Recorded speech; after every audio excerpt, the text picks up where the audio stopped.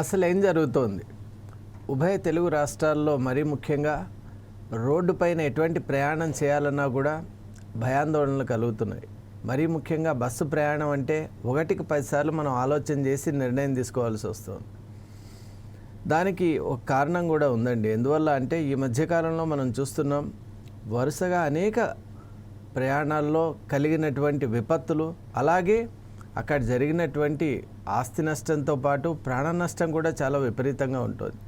మరి వీటన్నిటి నేపథ్యంలో ప్రస్తుతం మనం ఇప్పుడు చూసాం, కడప జిల్లాలో వేంపల్లి వద్ద ఎన్హెచ్ అంటే రాయచోటి చాగలమర్రి ఎన్హెచ్ పైన, జాతీయ రహదారి పైన జరిగినటువంటి ఒక ప్రమాదంలో మళ్ళీ డ్రైవర్ యొక్క చాకచక్యం వల్ల ప్రాణాలు కాపాడబడ్డాయి, కానీ అది చాలా పెను ప్రమాదంగా మిగిలిపోయేటువంటి ఒక అవకాశంగా అక్కడ మనకు కనిపిస్తుంది.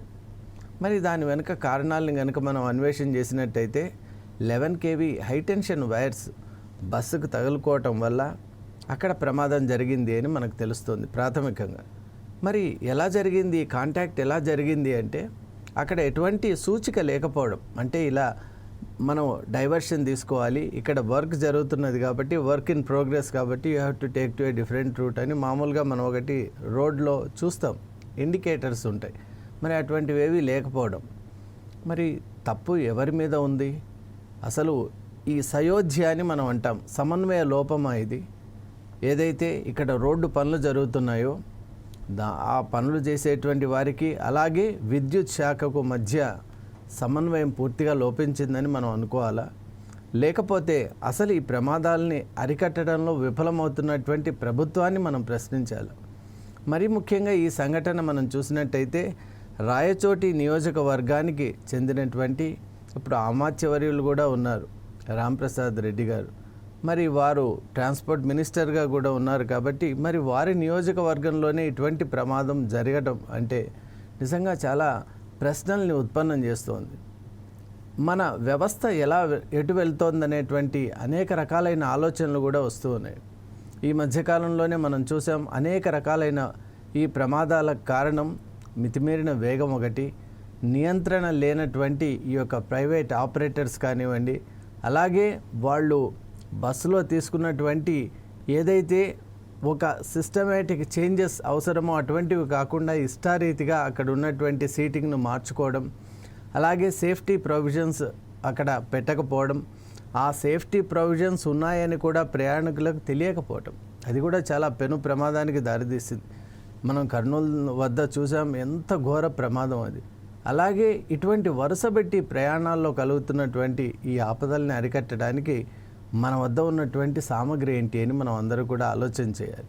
ఎందువల్ల అంటే మనం అనునిత్యం ఈ ప్రయాణాలు అనేటువంటివి అనివార్యం కాబట్టి రోడ్ సేఫ్టీని మనం ఎలా చేయాలి? ముఖ్యంగా ప్రతి బస్సు కూడా, ముఖ్యంగా ప్రైవేట్ ట్రావెల్ బస్సెస్ అయితే వాటికి మెయింటెనెన్స్ అనేటువంటిది మ్యాండటరీ చేయాలి. ఏదో తూతూ మంత్రంలాగా మనం చేశామని అనిపించుకోకుండా ప్రజలను, ప్రాణాలని దృష్టిలో పెట్టుకొని ప్రతి బస్సు కూడా కండిషన్లో ఉందా లేదా అని చూసుకోవాలి. ప్రొవిజన్స్పై మనం కన్నుంచాలి. అలాగే ఇక్కడ గవర్నమెంట్ బస్సెస్ అయినా కూడా వాటిలో ఉన్నటువంటి షిఫ్ట్ సిస్టమ్స్ ఏంటి, అలాగే అక్కడ ఉన్నటువంటి మెయింటెనెన్స్ ఆ పీరియాడికల్గా ఎలా జరుగుతుంది, ఇవన్నీ రిపోర్ట్స్ కూడా సంబంధిత అధికారుల దృష్టికి వెళ్తూ ఉండాలి.